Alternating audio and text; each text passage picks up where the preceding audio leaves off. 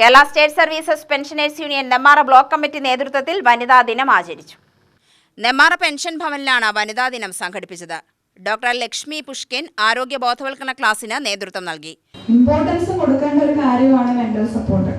Mental support എന്ന് പറയുമ്പോൾ അല്ലെങ്കിൽ നമ്മൾ ആ മെന്റൽ ഹെൽത്തിനെ പറ്റി സംസാരിക്കുമ്പോൾ എല്ലാവരും സൈക്കോളജിസ്റ്റ് അടുത്ത് പോയിട്ട് മരുന്ന് കഴിക്കുന്ന കാര്യമാണോ പറയുന്നത്?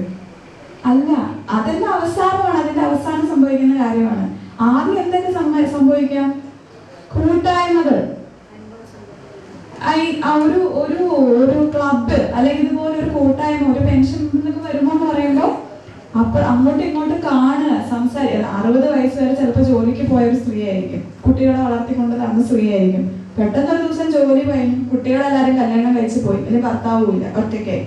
എന്ത് ചെയ്യും? അപ്പൊ അവിടെ എവിടെയാ മെന്റൽ സപ്പോർട്ട് ആരാ കൊടുക്കുന്നത്?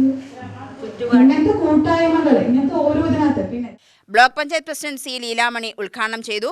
ബ്ലോക്ക് വനിതാ കൺവീനർ എ പങ്കജം അധ്യക്ഷയായി. K Renukadevi, P G Narayanan Nair, N Narayanankutty, K Narayanan, K Chandran, T Kunchu, V Pankajam, V G Savithri എന്നിവർ പ്രസംഗിച്ചു.